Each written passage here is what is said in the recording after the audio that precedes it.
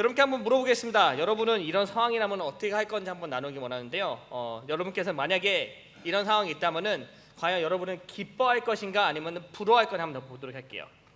이런 상황입니다. 시험 결과가 나왔어요. 여러분 항상 시험 결과가 좋지 않았는데 무려 지난번보다 40점이나 올랐습니다. 그래서 95점이 받았어요.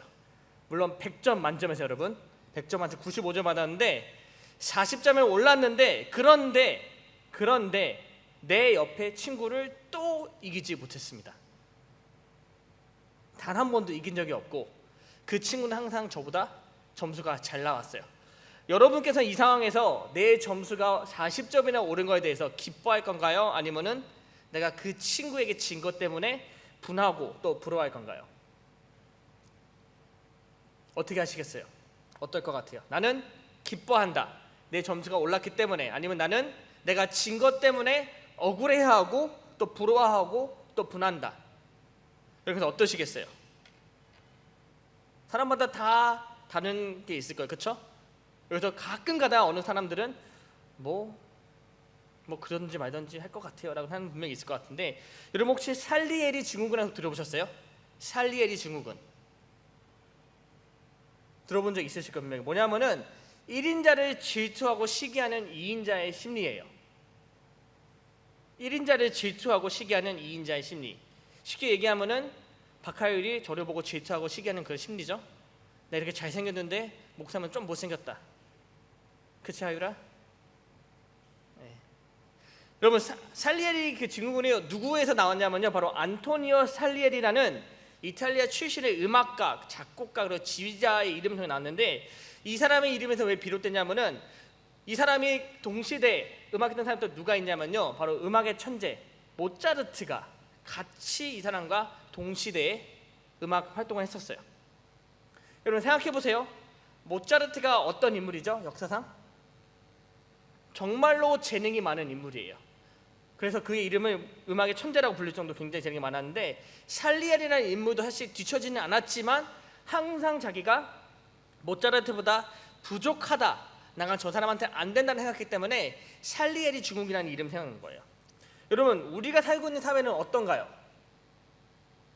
우리가 살고 있는 이 사회는 2등 해도 괜찮아, 3등 해도 괜찮아, 꼭 1등 안 해도 돼 라고 얘기하고 있나요?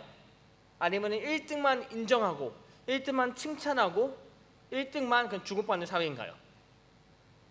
정말로 우리 살고 있는 사회는요, 1등 아니면 성공한 게 아니다, 1인자 아니면 아무도 아니다, 그리고 1등만 해야 된다고 외치고 있는 사회죠.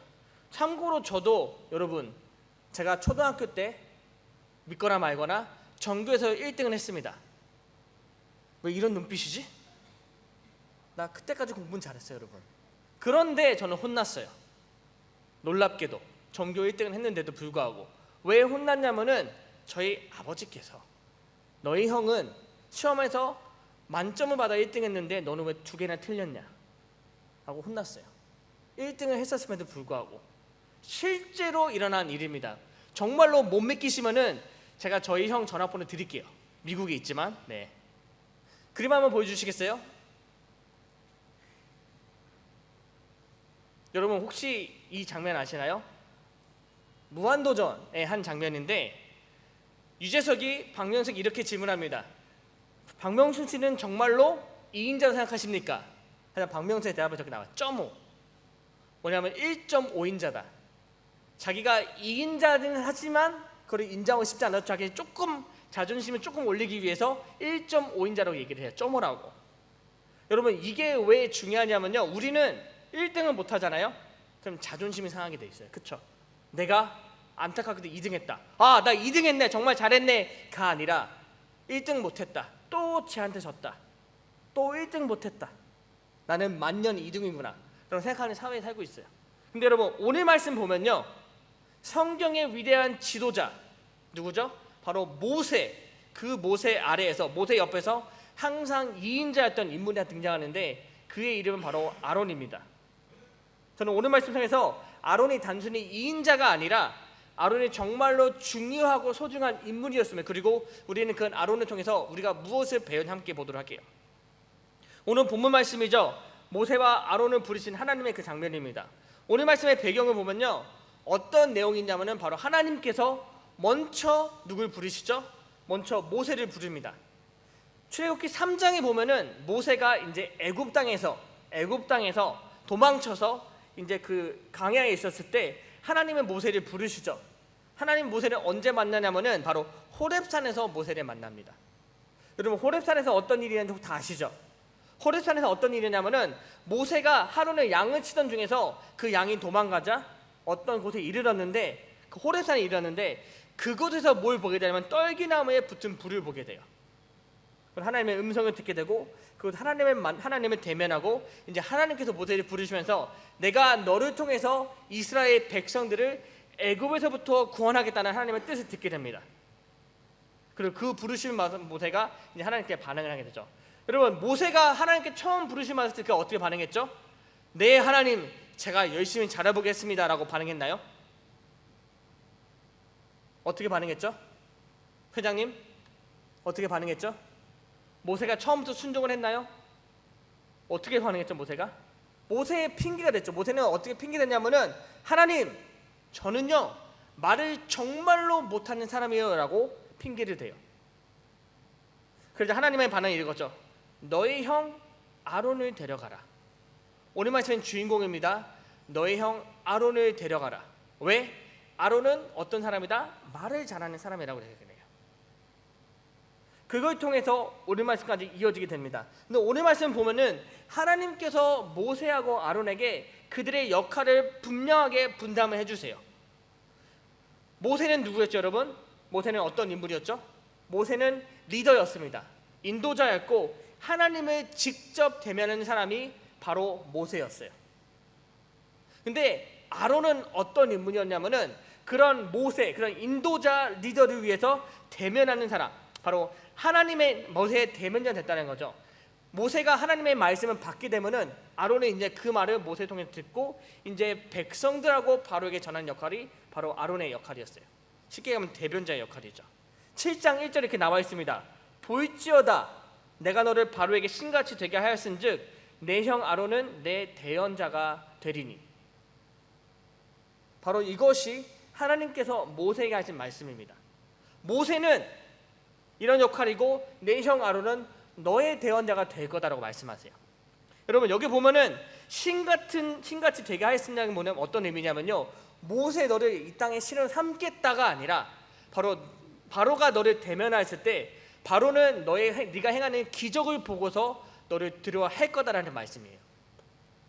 하나님의 능력이 모세 가운데 임할 때 바로는 그 능력을 보고 모세를 두려워하게 될 거다라는 의미고, 그리고 아론은 이제 바로에게 하나님의 말씀을 전하는 역할이 될 거라는 말씀이라는 거죠. 이처럼 하나님께서는 두 사람의 역할을 분명히 분담하시고 그 구분하셨습니다.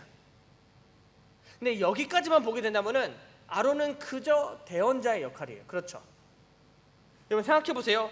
만약에 저기 잘생긴 하준이가 자기 형 하진이의 대언자가 된다. 그럼 누가 위에 있고 누가 아래에 있게 될까요? 대언자인 하준이가 위에 있을까요? 아니면 대언자, 그 말을 직접 전해 듣는 하진이가 위가 될까요? 우리는 보통 대언자는 그 대언하는 사람을 위해서 존재하는 의미입니다. 그렇기 때문에 대언자는 언제나 2인자밖에 될 수 없다라고 생각을 하게 되죠. 똑같이 여러분 우리가 아론이라는 인물을 봤을 때는 아론이라는 존재는 모세의 밑에 있는 사람 2인자라고 된다는 거예요. 여러분 아론이라는 인재는요, 아론의 인물은 어떤 인물이었냐면은 바로 모세의 생물학적 형이었죠. 모세의 친형이었어요. 그리고 아론은 말을 잘하는 사람이었습니다.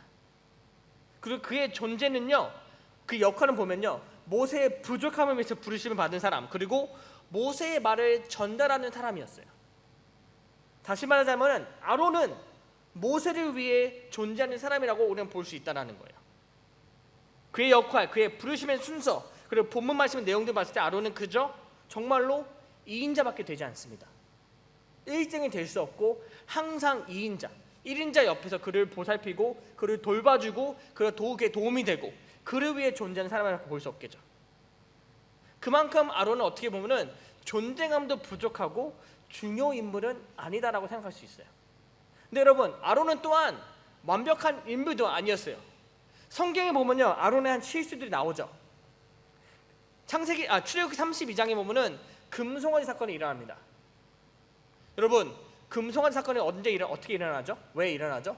모세가 하나님의 말씀을 듣기 위해서 시내산 위로 올라가는데 백성들과 함께 있던 리더가 누구였냐면 바로 아론이었어요. 그런데 백성들이 모세가 늦게 내려오자 무엇을 요구하죠? 아론에게 보이지 않는 하나님보다는 보이는 신을 우리에게 보여달라고 요구를 합니다. 그래서 금송아지를 만드는데 이 백성들의 그 요구사항을 듣고 금송아지를 만든 인물이 누구냐면은 바로 아론이에요. 생각해 보세요. 2인자였고요. 모세의 대변자였어요. 대원자였어요. 그런데 그런 아론이 백성들에게 그 요구사항을 듣고 금송아지를 만들었다. 여러분, 잘한 걸까요? 잘못한 걸까요? 절대로 이건 잘한 행동이 아니었어요. 그런데 그 실수를 한 사람이 바로 아론이었죠. 아론의 두 번째 실수는 뭐냐면요, 민수기 11장에 나오는데 바로 모세를 비방하는 사건이 일어납니다. 이게 어떻게 일어나냐면은 모세가 구스 여인을 이제 자신의 아내로 삼게 되는데 그걸 보자 미리암과 아론이 모세를 비방하게 돼요. 어떻게 그러니까 저 리더라는 작자가 구스 여인의 아내로 삼았냐? 나도 하나님께 말씀을 직접 받은 사람이다라고 아론은 주장합니다. 그래서 모세를 비방해요. 하나님께서 세운 그 리더를 아론이 직접 비방하고 나섭니다. 이것도 결코 잘한 일은 아니죠. 또 아론의 실수한 게 있냐면 바로 뭐냐면 레위기 10장에 나오는데 바로 아론의 아들들에 관한 내용이에요. 아론의 아들들이 이제 제사장의 업무를 받아서 하나님께 분향을 드립니다. 여러분, 분향 드리는 건 뭐냐면요, 상추에 불을 붙이는 거예요. 그런데 그 분향을 드릴 때 하나님께서 분명히 하신 말씀인데 뭐냐면은 절대로 내가 지정해준 불 이외에 다른 불로 분향을 하지 말라라고 하나님께서 말씀하십니다. 그런데 아론의 아들들이 그 말을 들었음에도 불구하고 그렇게 행하지 않고 하나님께 지정해준 불 외에 다른 불로 분향을 드리게 돼요. 불순종한 거죠. 여러분, 그거가 어떻게 됐죠? 그 결과로 아론의 아들들은 죽임을 당합니다. 여러분, 이것이 누구의 책임일까요? 아론의 아들들의 책임이라고 얘기할 수 있겠죠. 왜냐면 지들이 알아서 한 건데, 지들이 잘못한 건데. 여러분, 그런데 그들의 아버지가 누구냐면 아론이었어요. 아론의 아들들은 제사장이었지만 아론은요, 그들보다 위에 있는 대제사장이었어요. 다시 말해서 아론은요, 그들을 교육시킬 책임이 있다라는 거예요. 그들에게 올바른 사항들을 전달할 책임도 있고 의무도 있었는데 그들이 그렇게 했다는 건 아론에게 책임이 있다라는 거죠. 아론은 이런 실수를 했습니다. 그리고 아론은 이걸 통해서 그는 완벽한 인물은 아니었구나. 그는 분명히 허점투성, 구멍투성인 인물의 것을 알 수 있어요. 이런 점들을 종합해서 봤을 때 아론은 어쩔 수 없이 2인자밖에 되지 않는다. 왜? 부족하고 모세에 비해서 한참 모자르다. 그런 인물, 그런 존재감을 우리가 우리의 이 사회에서 봤을 때 아론은요 정말로 실패한 인물이에요. 실수투성인데다가 1인자 밑에 있고 절대로 1인자가 되지 못하고 평생 2인자. 모세 다음으로 부르심을 받았고 모세의 형임에도 불구하고 모세 밑에서 일하는 사람, 모세를 보좌하는 사람. 과연 그는 성공한 인생인가? 여러분, 한번 생각해 보세요. 여러분께서는요, 만약에 사회에 나갔을 때 탑이 되고 싶으세요? 아니면 그 탑의 비서가 되고 싶으세요? 우리 모두는요, 누군가의 비서가 되는 게 꿈이 될 수가 없습니다. 왜냐하면 우리 안에는 항상 최고가 되고 싶은 욕심이 있기 마련이기 때문에. 그렇죠. 평생 누구 밑에서 일하실 거예요? 평생 누구 밑에서 일하고 싶으세요? 평생 누구를 섬기고 싶으세요?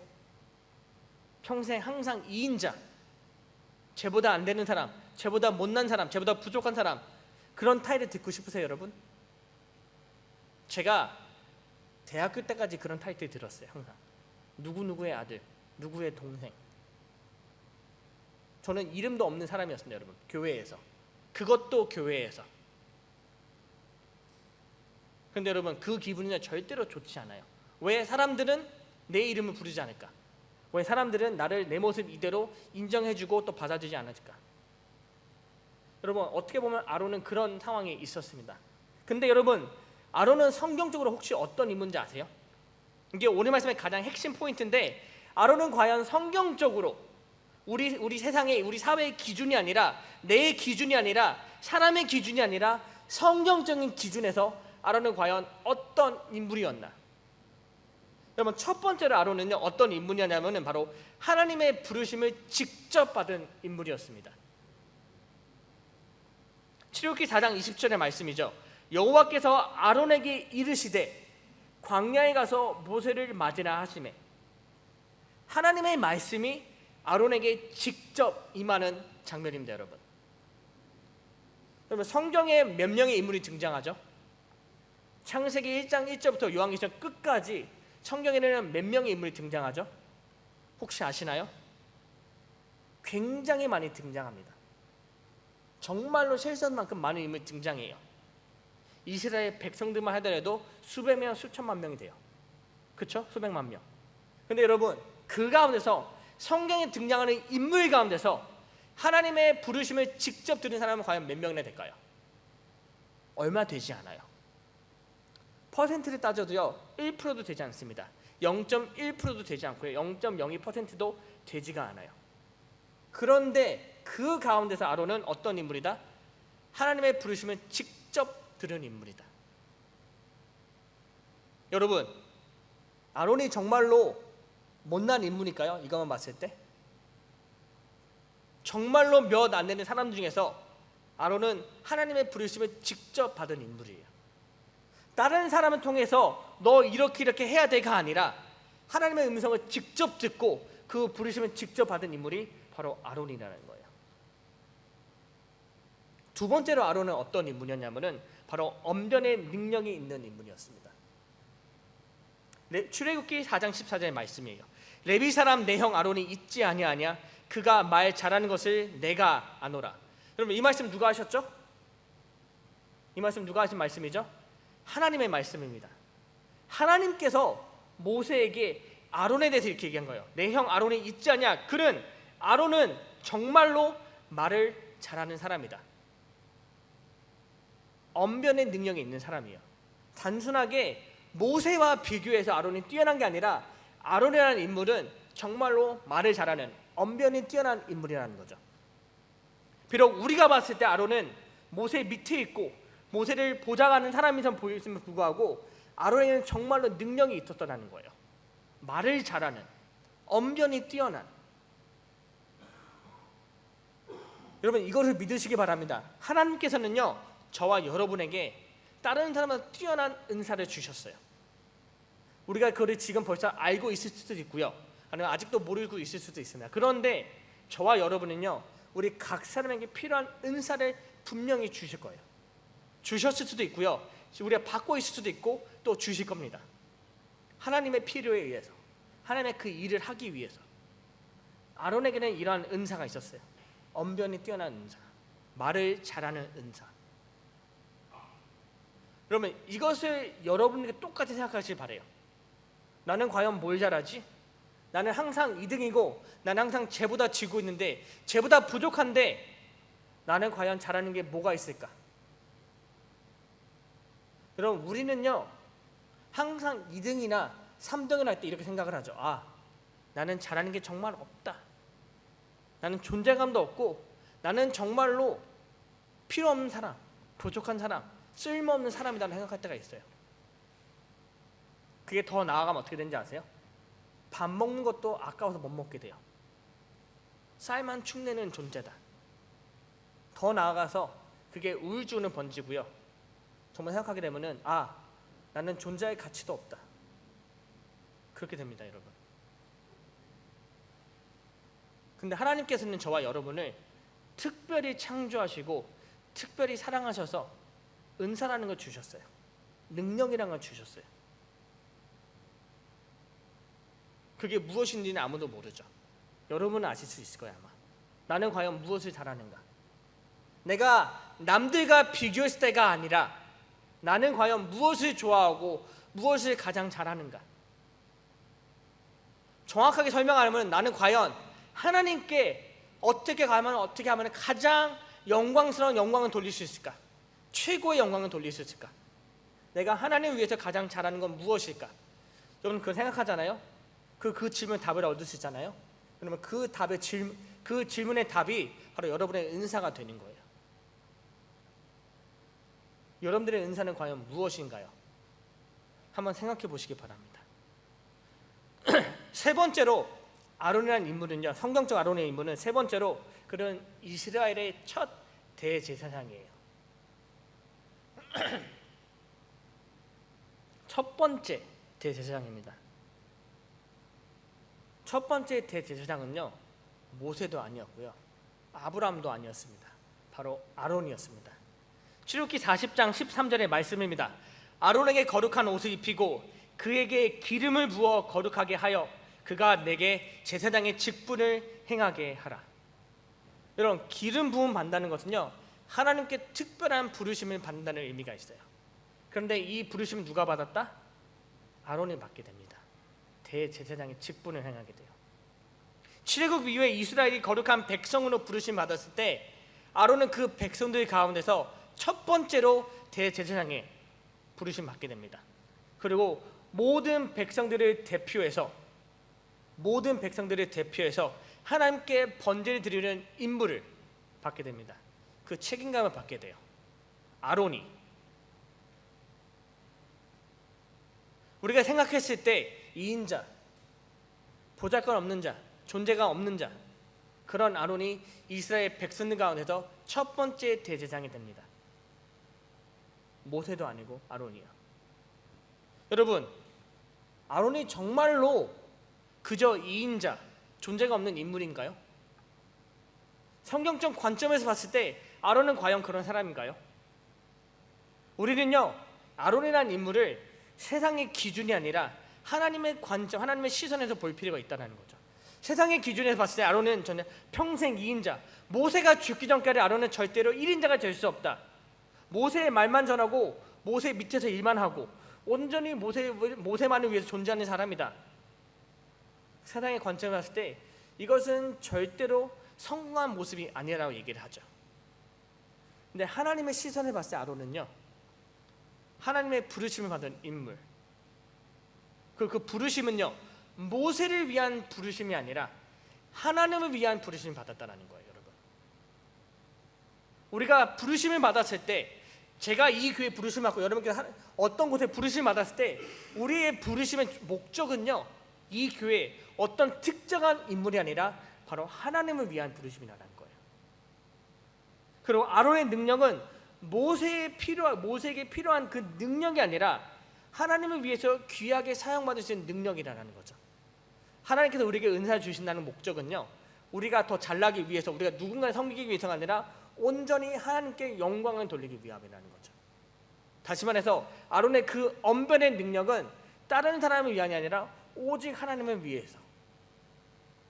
그렇기 때문에 아론의 능력은 모세를 위함이 아니라, 아론의 그 존재감은 모세를 위함이 아니라, 아론의 그 부르심은 모세를 위함이 아니라 온전히 하나님만을 위한 부르심과 능력이었다는 거죠. 그리고 그는 대제사장이 됐습니다, 여러분. 히브리서 5장 1절과 4절이 이렇게 나와 있어요. 대제사장마다 사람 가운데 택한 자이므로 하나님께 속한 일에 사람을 위하여 예물과 속지 않은 제사를 드리게 하나니, 4절 말씀입니다. 이 존귀는 아무도 스스로 취하지 못하고 오직 아론과 같이 하나님의 부르심을 받은 자라야 할 것이니라. 이 존귀, 바로 대제사장이 되는 이 존귀는 아무도 할 수 없고 오직 아론과 같이 하나님의 부르심을 받은 자라야 할 수 있다라는 하나님의 말씀입니다. 존귀한 자리, 존귀한 역할, 존귀한 책임, 바로 아론이 그런 인물이었어요, 여러분. 여러분, 다시 한번 생각해 보시기 바라요. 아론이라는 인물은 절대로 2인자가 아니었습니다. 아론이라는 사람은요, 절대로 모세의 들러리가 아니었고요, 아론은 절대로 능력이 부족한 사람이 아니었고 실수가 많은 자가 아니었어요. 그리고 평생 1등을 못할 것 같은 사람도 아니었습니다. 그는 절대로 부족해서 2인자가 된 게 아니라 하나님의 부르심에 따라서 그에 합당한 역할이 주어지게 된다는 거예요. 부족해서 대제사장이 될 수 있는 게 아니었고요. 부족해서 업무에 뛰어난 게 아니라 부족해서 하나님의 부르심 받는 자가 아니죠. 오히려 그 반대가 되었죠. 아론이라는 사람은 정말로 귀하고 존귀하고 하나님의 사랑을 받았기 때문에 하나님 부르심 받았고 대제사장에는 아주 중요한 역할을 맡게 되었습니다. 아론은 세상 기준에서만 2인자일 뿐이지 하나님한테는 성경에서는 너무나도 소중하고 중요한 인물입니다. 여러분, 살리엘이 제가 처음에 나눈 사람이죠.